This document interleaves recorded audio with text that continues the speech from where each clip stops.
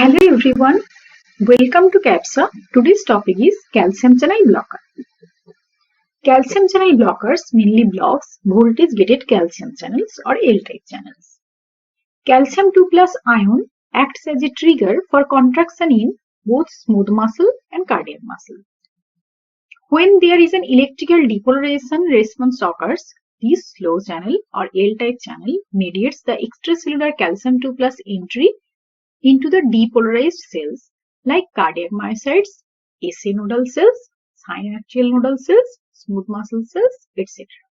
Calcium channel blockers block this channel and cause relaxation. What is the mechanism of action?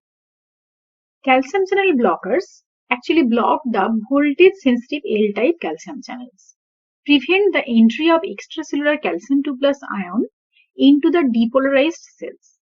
Thus, decreases the muscle contractility and relaxation, cardiac myocyte and smooth muscles. Now, what are the examples of calcium channel blockers? That is nifedipine, amlodipine, nicardipine, felodipine, verapamil, diltiazem. Okay. Now we need to know these are known as dihydropyridines. Okay, actually acts on vascular smooth muscles. But these two are known as non-dihydropyridines and they mainly acts on the cardiac myocyte